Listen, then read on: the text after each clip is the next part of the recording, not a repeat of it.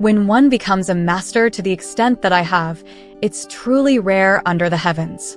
I took in a disciple, exhausted all my teachings, imparted everything, only to find out he wants to kill me. Then I took in another disciple, taught nothing but eating, drinking, and having fun, only to find out she wants to sleep with me. Mother, what sins did I commit in my past life? Master. Early in the morning, Xingyuan rushed into my room in a fluster, disrupting my peaceful slumber. With my eyes still closed, I grabbed a jade pillow and threw it towards him, always crying wolf. Can't you learn from your senior brother and be more steady? Yawning, I calmly asked, what's the matter? Xingyuan, senior brother is coming to kill you again. Again? How many times is it this month? I grumbled as I got out of bed. Xingyuan immediately came over to help me dress, the 7th time. I paused mid-action. 7 times this month isn't that many. Xingyuan reminded me expressionlessly, Master, today is the 7th day of the month. I was speechless. The lunatic who tries to kill me every day by climbing up the mountain is my eldest disciple, Ayu. Ayu is someone I picked up from a pile of corpses. In turbulent times, where dynasties change as frequently as I move houses, Ayu was probably a prince of some country, fleeing from enemy pursuit. When I saw him, he was merely 2 years old, lying in the arms of a noble woman, his innocent face stained with blood, smiling at me unknowingly. Initially, I didn't want to save him. Firstly, I couldn't meddle in the affairs of mortals at will, and secondly, with my sinful existence, I couldn't easily form connections, let alone risk creating karmic debts. However, when the noblewoman noticed me, she stared at me intensely. Despite being riddled with arrows, she managed to hold on for dear life. She gazed at me silently, tears streaming down her face, unwilling to let go. Under the gaze of such a beauty, even my stone heart softened, and I resignedly lifted the child from her arms. I give up, I surrender. Is that enough? But the beauty didn't respond to me. As I held the child, she breathed her last, without even closing her eyes. I didn't even have the chance to ask her what the child's name was. I sighed and looked up at the sky. The night was dark as ink, with the full moon hanging high. Let's call you Ayu then. So, I casually gave him a name. Ayu laughed in my arms, his small hand patting my face, smearing me with dirt and blood. Originally, I intended to send Ayu to a random family to be raised, but this kid was a prince, with a stubborn fate. An ordinary family couldn't contain him. To put it bluntly, if he were raised in an ordinary household, he would bring disaster, jinxing his parents and family. Helplessly, I had to keep him by my side. Taking care of a child for the first time, I had to take some responsibility. I spared no effort. Besides spending money to send him to a private school for education, I personally taught him martial arts and cultivation. Whatever he wanted to learn, I taught him. Ayu had extraordinary talent, quick comprehension, and rapid progress. The higher his abilities, the loftier his ambitions became. When he was 17, he told me that he wanted to join the army and pacify the chaos. With youthful fervor, sacrificing personal interests for the greater good, I didn't stop him, knowing I couldn't. So, I let him go. And he was gone for 10 years. 10 years for mortals were but a moment for me. Yet, I never knew what Ayu experienced in those 10 years. He was framed by evil men, lost crucial military strategies, and suffered defeat on the battlefield. Once again, I picked him up from a pile of corpses. I painstakingly nursed him back to health, but never did I imagine that the first thing Ayu did upon waking up was to try to kill me. Mother, it would have been better to let him die outside. When I hurried over, Ayu was indeed fighting against my barrier. Fortunately, I had foresight and knew he wouldn't give up easily. After returning to Mount Shoshing, I set up this barrier. Seeing Ayu futilely trying to break my barrier with his sword, I felt much relieved.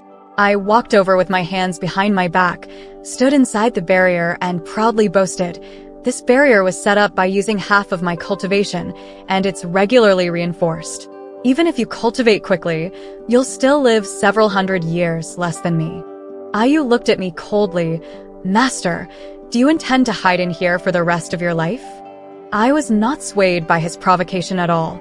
Instead, I straightened my back and said, "I'm willing to spend my whole life on this mountain. What about it?" With that, I sat cross-legged on the ground, calmly watching Ayu fruitlessly attacking the barrier. I even called Xingyuan over and asked him to bring me some wine. However, Xingyuan came over with a bitter face. "Master, we're out of wine." I jumped up from the ground. "What? Didn't I bring back over a dozen barrels just last month? How could it be gone?" Xingyuan cautiously corrected me. "Master, that was 2 months ago." I couldn't remain calm anymore. Xingyuan and I hadn't left the mountain for 2 months. Before, I could sneak down the mountain when Ayu wasn't paying attention to buy more wine. Now, Ayu was becoming more vigilant. He would come to kill me as soon as I left the barrier, with each move aimed to end my life. I looked at Ayu outside the barrier. He had stopped attacking at some point and was now staring at Xingyuan beside me, his lips tightly pursed. I stepped forward, silently positioning Xingyuan behind me, and said with a smile, "Good disciple, today is the Double Seventh Festival, a big holiday. How about sending a little something to show filial piety to your master?" Ayu withdrew his gaze from Xingyuan and fixed it on my face, giving a cold snort before saying, "Wait here," and then leaving on his sword. "Master, will senior brother really bring us wine?"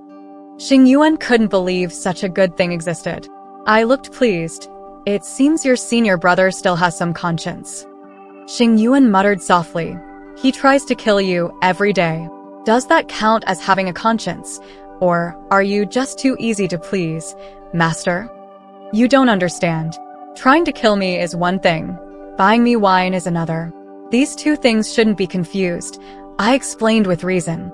As I spoke, I remembered the reason why Ayu wanted to kill me and couldn't help but sigh with resignation. "Ayu, you're just too stubborn."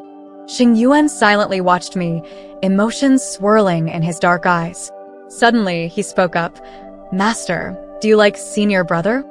I looked at him incredulously. "What?" Xingyuan pursed his lips and continued, "Do you like me more, or do you like senior brother more?" This question was like the life-or-death problem a man was destined to face, saving either his wife or his mother if both fell into the water. He looked serious, his dark eyes staring at me as if afraid of missing any hint of my reaction. I rolled my eyes. "Can I just like myself?" He seemed taken aback by my answer. Then he laughed, as if he had heard an extremely funny joke, clutching his stomach as he laughed until his shoulders trembled. After laughing enough, the young man looked at me, his eyes curved, but devoid of any hint of a smile, deep and unfathomable. The corners of his lips seemed to drip with malice. "You better." I felt uneasy under Xingyuan's gaze for no reason. Just then, Ayu flew back on his sword, holding a jar of wine in his hand. I was immediately drawn to the jar of wine, my face lighting up with joy. "Ayu, it seems I didn't misjudge you." Before I could finish, Ayu let go of the jar. The jar shattered as it hit the ground, breaking into pieces along with my heart. The culprit smirked, looking down at me from above. "If you want a drink, master, come out." He actually flew back and forth just to smash the wine jar in front of me. I was furious. "You traitor." Xingyuan, on the other hand, looked excited. "Master, kill him." I slapped Xingyuan on the back of his head. "What nonsense are you talking? He's your senior brother." In a way, Xingyuan was actually much harder to discipline than Ayu. He seemed obedient on the surface, but who knew how many tricks he had up his sleeve? Ayu was simply stubborn, rigidly honest to a fault, while Xingyuan was like a blank canvas, with both light and dark sides. When he was in a good mood, he would flatter me endlessly, but when he went crazy, he would wish me ill. For example, the slap I gave him on the head led to trouble. That night, Xingyuan ran out of the barrier. This little troublemaker, willing to risk his life just to spite me. Ayu wanted to kill me, but he wanted to kill Xingyuan even more. And in the past 7 or 8 years, Xingyuan hadn't learned anything from me. He was powerless, and if he encountered Ayu, it would be a dead end for him. Xingyuan was a disciple I took in a few years ago. Unlike Ayu, who was found by me under completely different circumstances, I was the one rescued by Xingyuan from the roadside. That year, Ayu stabbed me in the heart, almost taking my life. Fortunately, fate was on my side, and Ayu was seriously injured as well. I managed to escape from him, but halfway through my escape, I lost consciousness. When I woke up, I saw a 7 or 8-year-old boy beside me. Skinny and ragged, he looked like he hadn't eaten for days, but his eyes shone like stars. Weakly, I asked him, "Did you save me?" At that time, he couldn't even speak, just nodded vigorously, afraid that I wouldn't recognize him as his savior. From then on, I shamelessly let him continue to take care of me. With both of Xingyuan's parents dead and him wandering alone, he was also a mute child. During the half-year of recuperation, Xingyuan and I relied on each other, sharing the food he begged for and the patched-up quilt he fought for. As a reward, I used magic to heal his throat, of course, partly because I couldn't stand being alone. Babbling to myself all the time was truly unbearable. After that, I brought him back to Mount Shoshing and set up the barrier. As they say, the most dangerous place is the safest place. Ayu would never have expected that I would return. Xingyuan didn't have a name at first. With no parents, everyone just called him Little Beggar. It was only me who, offhandedly, gave him the name Xingyuan. Later, when Xingyuan found out I had a senior disciple named Ayu and felt that I called Ayu more affectionately, he felt uncomfortable and wanted me to call him Axing or Xinger. After hearing this, I slapped him on the head.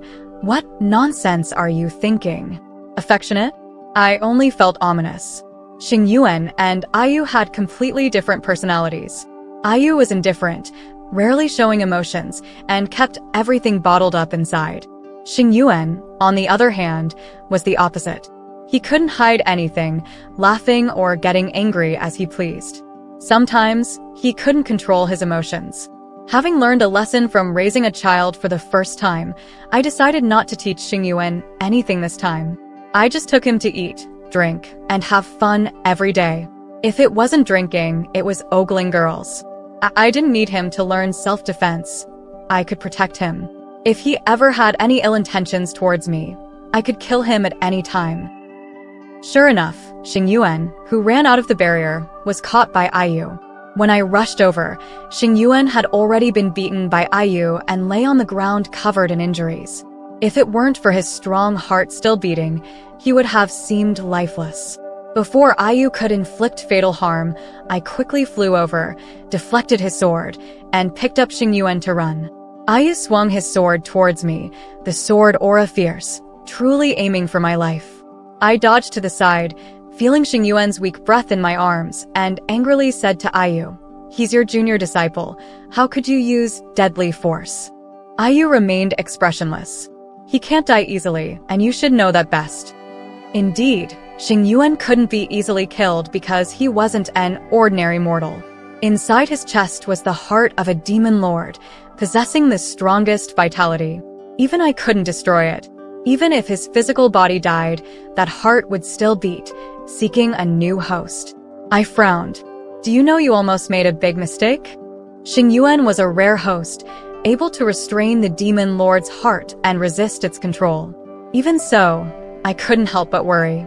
For the past 7 or 8 years, I had been watching over him day and night, preventing him from causing havoc in the world. If he died, the demon lord's heart would possess someone else and manipulate them. Most importantly, if Xingyuan's body died, that heart would try to escape and hide, making it impossible for anyone to find it, not even Xingyuan himself. Even Xingyuan was someone I had unexpectedly encountered. I can kill him once. I can kill him a second time. Ayu swung his sword towards me. I don't know whether to say he overestimated himself in this life, or he was too naive. Even though half of my cultivation was spent on the barrier, I would still live several hundred years longer than him. Before long, Ayu was defeated by me, propping himself up with his sword, half kneeling on the ground, coughing up blood, unwillingly staring at me. I sighed, feeling sorry for him. "Ayu, You could have accomplished great things in this life. Why insist on trying to kill me? Ayu didn't speak. I didn't beat around the bush with him. Based on our master-disciple relationship over the years, can we settle our past grievances after I finish my tribulation, Master Chinua? I said you couldn't just leave ties behind casually, and you couldn't just pick up people on the road. Look, I've picked up a bad karma. Chinua was my nemesis in my previous life, the one who threw me into prison.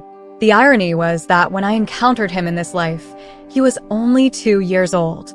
I didn't even recognize him and treated him like a little kid. As Ayu grew older, I increasingly felt that his features resembled those of my old enemy. When he reached 17, I even wanted to expel him from the sect and send him down the mountain. But he was both Chinua and Ayu. I hated him on one hand and loved him on the other, this cursed karma. Fortunately, Ayu had lofty aspirations and took the initiative to join the army. I thought that once he entered the mundane world, our karma would come to an end. But I didn't expect that while I was running around looking for the demon lord's heart, I would encounter him again, barely alive after defeat. I originally planned to let him die, but then I thought, why not do a favor for Chinua, settle our past grievances after he settled down in this life, and wipe out the enmity from our past lives. I didn't expect that this one encounter would continue our karma with Chinua. In this life, when Ayu went through the gates of hell and remembered the grievances from our past lives, the first thing he did after I woke him up was try to kill me. Men, their thoughts are deeper than the sea, their minds smaller than needles. I shook my head directly. Chinua, in this life, I'm atoning for my sins through tribulation. You will undergo tribulations as well to ascend. Why make it difficult for each other? Don't you agree? He didn't seem surprised by me revealing his identity, just coldly said, if you were truly repenting honestly, I wouldn't resort to such measures. I felt wronged. Aren't I just staying honestly on Mount Shoshing waiting for tribulation to strike me? How am I not being honest? Ayu pierced through my facade, expressionless. Then why did you keep the demon lord by your side and spend half your cultivation on the barrier? I replied calmly, that's my own business, Chinua mortal. Rest assured, this time, it won't endanger the heavenly realm. But you will die. With your current cultivation, facing the tribulation, you will perish. Ayu roared, rare emotions stirring in him. Now, injured again, he knelt on the ground, barely able to hold his sword, his eyes bloodshot. Master, I don't want to save the world in this life. I just want to save one person. I stood a few steps away from him, watching his shaky figure without expression. You can't save him, and I don't need you to save him. I brought Xingyuan back into the barrier to heal his injuries, and I casually reinforced the barrier. A wave of pain radiated from my chest, and I struggled to catch my breath. With memories from my past life, Ayu's cultivation progressed rapidly. In just a few more years, he would catch up to me. Fortunately, the heavenly tribulation was approaching, and before then, I could complete my mission. The young man on the bed woke up, slowly opening his eyes. Like a small animal, he whimpered softly, Master. I fiercely knocked his head with my fingers, causing him to cry out in pain. Do you know pain now? Are you afraid of death? I scolded him without mercy, but Xingyuan just smiled mischievously. Afraid of death? If I died, would Master be sad? Stop joking around. If you die, I'd be more than happy to drink several pots to celebrate. As I went to knock his head again, he dodged.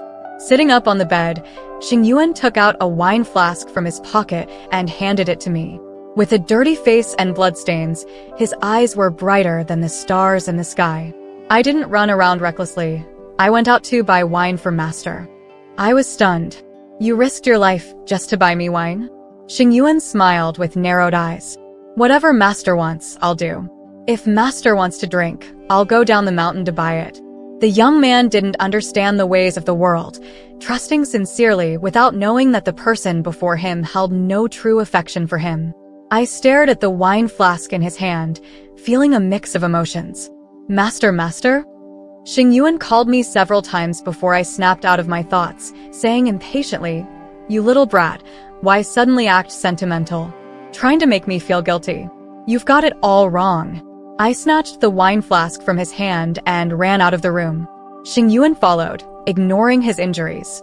He ran after me, panting heavily, and shamelessly shouted, "Master, wait for me. I want a drink too." "Is this enough, you little rascal?"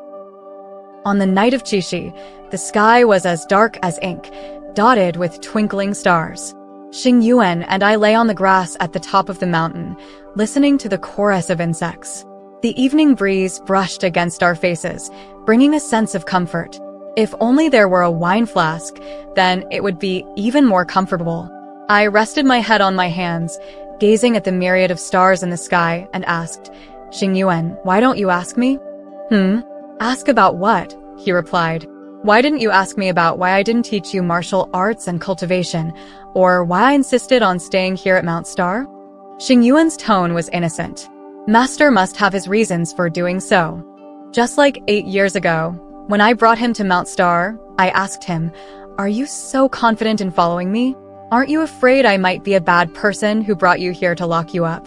At that time, his young face was still innocent, with a bright and innocent smile. "I'm not afraid. I trust Master." And indeed, he had trusted me like that for years, following me everywhere and doing whatever I asked. The pain in my chest returned, and I absent-mindedly rubbed the area as if it were nothing, asking casually, "Do you want to leave the mountain?" Xingyuan replied without hesitation, "No." I looked at him in surprise. "Why not?" With his eyes closed, the young man moved closer to me, and I could faintly hear the sound of his heartbeat. "I just want to be with Master." I smirked but couldn't muster any real amusement, teasing half-heartedly, "Do you want to die together?" Xingyuan fell silent. The surroundings fell silent too, as if even the insects had disappeared, leaving only the steady beating of the young man's heart in his chest. Sighing silently, I was about to get up and leave when suddenly, the young man beside me rose and pressed me down. I gasped, feeling flustered and unsure. "What are you doing?" Xingyuan lowered his head, his eyes fixed on mine. The proximity was so close that I could see every detail of his long eyelashes. The young man's Adam's apple bobbed up and down several times before he finally spoke, his face red. "Master, I want to marry you." Huh. There were no words to describe my current feelings. I didn't feel angry from being pinned down, nor did I find his wish absurd. I just found it somewhat amusing. Beyond amusement, there seemed to be some other emotion. I couldn't quite put my finger on it, but at this moment, I sensed that his heartbeat in his chest was stronger and faster than usual, as if conveying some passionate feeling. What surprised me even more was that my own heartbeat synchronized with his. This unprecedented occurrence, even though I had faced life and death with Qingyue for many years, had never happened before. What kind of emotion was this? I was a little bewildered. Before I could delve deeper, my attention was drawn to his flushed face, immediately sparking a mischievous thought to tease him. "You little rascal, do you know what it means to get married?" Xingyuan's trembling eyelashes fluttered, his voice hoarse. "Ido." Before I could react, his cold lips pressed against mine. Oh, this little rascal actually knows. It might sound like a farce. No, it might sound extremely farcical. But I'm really going to marry Xingyuan. There's no profound reason behind it. I just want to fulfill one of his wishes. Of course, there's also a bit of selfishness on my part. With the heavenly tribulation approaching, I also want to experience marriage before I die. This wedding is truly farcical. There are no guests of honor, no bridal veils. Even the wedding dress was hastily bought by me when Ayue was injured and slipped down the mountain. The weather at Stargard Mountain has always been fine, but on the day of the wedding, lightning and thunder roared, and fierce winds raged. I put on the scarlet wedding gown, tidied myself in front of the mirror, but before I could indulge in vanity, I suddenly felt a sharp pain in my chest. Ignoring the physical pain, I rushed outside, and sure enough, I saw someone flying in the air, destroying my barrier. Who else could it be if not Ayue? "Ayue, stop causing trouble. Get down the mountain." I shouted at him. As if Ayue didn't hear me, he continued to cast spells trying to break the barrier. He was already seriously injured. Forcibly opposing the barrier I set up with half my life could only do him harm and no good. I was about to run out to drive him away, but my wrist was firmly grabbed by someone. I turned my head and saw Xingyuan wearing a scarlet wedding dress, looking at me expressionlessly. "Master, you'll get wet in the rain." He usually always had a playful smile, but his face suddenly turned serious, and there was a hint of fierceness in his eyes. The sky was densely covered with dark clouds, as dim as the night. My heavenly tribulation was imminent, but Ayue was still here. I tried to negotiate with Xingyuan in a friendly tone. "Xingyuan, let me go deal with the troublemaker. Don't you want anyone to interfere with our wedding?" But Xingyuan didn't let go at all. "Master, don't lie to me. Master wants to leave with him, right? Are you going to abandon me again?" "I'm willing to die with Master, but Master still wants to leave me behind?" Xingyuan's expression became even more gloomy, and there was a raging anger in his eyes. I widened my eyes. "How do you know?" "Know that I want to kill him." Before I could finish asking, the first thunderbolt struck fiercely, hitting me directly, and I fell forward. Xingyuan's face changed. "Master, it hurts so much." The pain made me almost shed tears, full of regret and despair. Regret for sacrificing most of my cultivation in this barrier on the mountain, cultivating for most of my life, only to endure the heavenly tribulation in my mortal body. Despair that this was only the first one, and there were still 98 more to go. Outside the barrier, Ayue shouted, "Master, withdraw the barrier quickly." I closed my eyes. This barrier consumed most of my cultivation, bound by my heart. Withdrawing the barrier and reclaiming my cultivation could ensure my safe passage through the heavenly tribulation, but at the same time, it would be a waste of previous efforts. Immediately, there was another loud noise and another thunderbolt fell, but this time, the pain on my body was much less. In my ears, I could hear Xingyuan's muffled pain. It turned out that he was protecting me in his arms. He had only lived a mortal life, had never practiced martial arts, and a single heavenly tribulation could take half his life. But that's not enough. What I want is to extinguish that heart. The boy loosened his grip on my hand, and I quickly wrapped my arms around his waist, pulling him tightly into my embrace. Xingyuan leaned against my shoulder and chuckled softly. "Master, rest assured, I won't run away." His long-held thoughts were easily spoken by him. I felt like I had been struck by lightning, unable to distinguish between shock and fear, my voice trembling badly. "You actually knew. You knew. Why didn't you escape?" One thunderbolt after another struck, hitting me and hitting him. Xingyuan held me, weakly laughing, because I said I wanted to be with Master forever. Even if we turn to ashes? Even if we turn to ashes. I lost count of how many thunderbolts had struck, and I was almost at my last breath. Xingyuan suddenly called out to me, "Master." I struggled to open my eyes to look at him. Xingyuan raised a weak but gentle smile at me, raised the dagger, and stabbed towards my heart. "I'm sorry, I regret it." When I woke up again, I had successfully overcome the tribulation and returned to my divine position. But there was no joy in my heart. I should have perished with Xingyuan. 500 years ago, I went to war with the demon realm alongside the Dust Moon God Sovereign, and it was during that time that I encountered Xingyuan, the son of the Demon Lord. I should have ended him with one stroke, cutting off all future troubles. But he was only about 2 or 3 years old at the time, and I couldn't bring myself to do it. I spared his life and left him in the mortal realm, occasionally checking on and guiding him to prevent him from going astray. Xingyuan was obedient and well-behaved, making me feel relieved. However, secrets cannot be hidden forever. The heavenly realm learned about my relationship with Xingyuan. They wanted to kill him, and I fled with him, but ultimately, we couldn't escape the Dust Moon. I was imprisoned in the heavenly dungeon, and Xingyuan disappeared. Not long after I was tortured in the heavenly dungeon, Xingyuan unexpectedly invaded the heavenly realm, causing countless deaths and injuries. It was only then that I learned from the dust moon that before the heavenly realm discovered our relationship, Xingyuan had already established contact with the demon realm. His obedience and good behavior were just an illusion to deceive me. After being deceived for several years, I was furious. When Xingyuan stormed the heavenly dungeon, I played a trick, pretended to be affectionate with him, and when he let his guard down, I personally ended him. The casualties in the heavenly realm were irreversible, and I knew that this was a grave mistake I had made. I took all of his sins upon myself to offset the damage, and I had to endure 99 heavenly thunderbolts with my mortal body. These 99 heavenly thunderbolts were unstoppable even for immortals. I was destined to perish. So, when I entered the cycle of reincarnation, I used a small trick. I didn't drink the soup of forgetfulness from Meng Pe and entered the cycle of reincarnation with my memories intact. I started cultivating again, preparing for the tribulation, seeking a chance at life for myself. But not long after I began cultivating again, I learned that Xingyuan hadn't died completely. Back then, before Xingyuan invaded the heavenly realm, he had left himself a backdoor.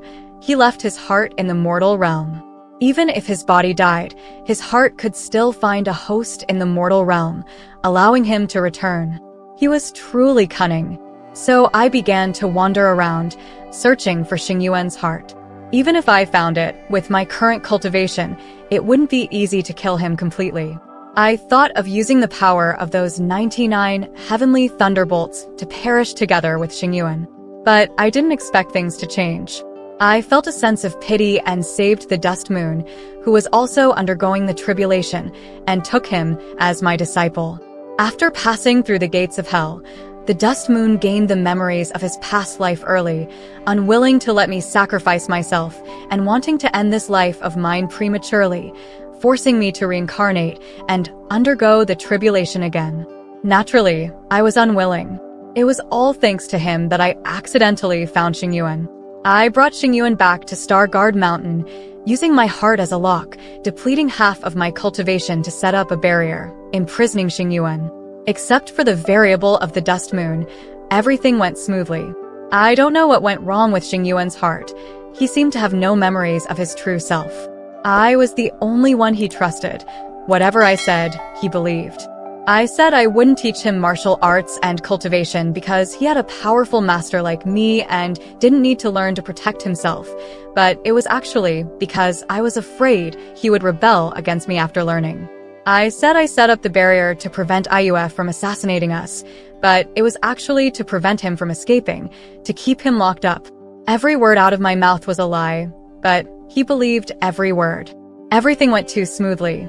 It wasn't until the day the heavenly tribulation arrived that I realized the reason for this smoothness wasn't because my plan was flawless. It was because Xingyuan was deliberately accommodating me. He had known all along that I was deceiving him. He never intended to return to power. He had long been prepared to perish with me. Why?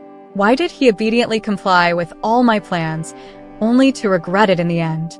Before the last thunderbolt struck, Xingyuan pierced my heart with a dagger, broke through my barrier, and had Ayue protect me.